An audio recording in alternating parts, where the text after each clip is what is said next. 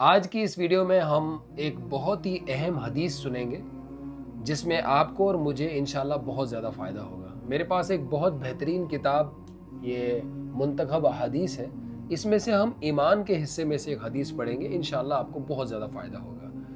حضرت ابو ہریرہ رضی اللہ عنہ ایک صحابی ہے، کیا آپ سن رہے ہیں؟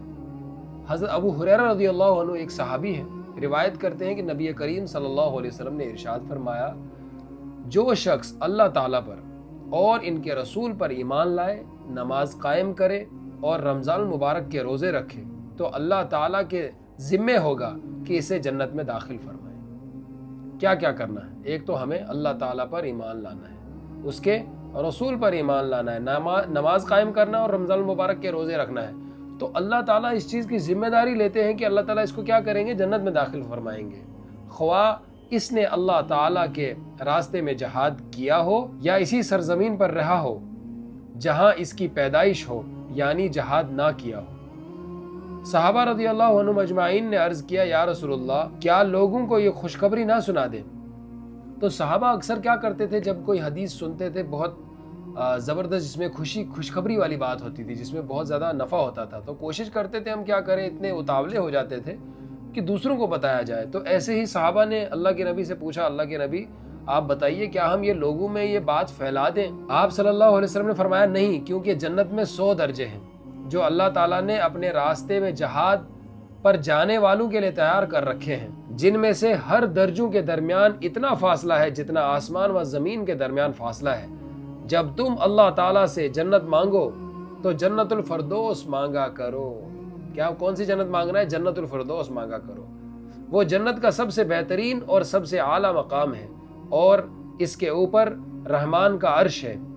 تو جنت کے درجوں کی بارے میں یہاں پر ذکر ہوا ہے اس حدیث میں کہ جنت میں بہت سارے درجے ہیں۔ تو اکثر ہم دعاؤں میں مانگتے ہیں، اے اللہ ہمیں جنت الفردوس عطا فرما۔ تو جنت الفردوس اس حدیث سے پتہ چلتا ہے کہ سب سے اعلیٰ درجہ ہے۔ اس جنت الفردوس کے اوپر اللہ کا عرش ہے،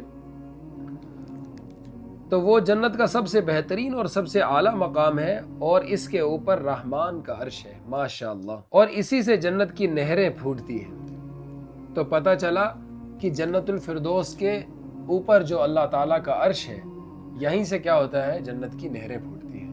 اللہ تعالیٰ ہمیں ان سب باتوں پر عمل کرنے کی توفیق عطا فرمائے۔ میرے بھائیوں، جب انسان آہستہ آہستہ دین کی باتیں سنتا ہے، اللہ کی جہاں پر بات ہو رہی ہے ایسی مجلسوں میں بیٹھتا ہے، تو ایمان ضرور بنتا ہے، اور جب ایمان بنتا ہے تو انسان اعمال پہ کھڑا ہو جاتا ہے۔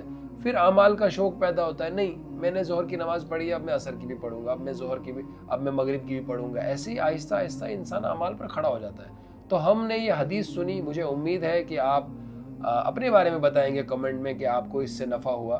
تو انشاءاللہ ایسے ہی جب ہم اس کے سارے ایپیسوڈ دیکھیں گے، انشاءاللہ ہم کنٹینیوسلی ہر شام کو ایک حدیث پر ویڈیو ڈالیں گے انشاءاللہ، جس سے ہم سب کو فائدہ ہوگا، مجھے فائدہ ہوگا، آپ کو بھی فائدہ ہوگا۔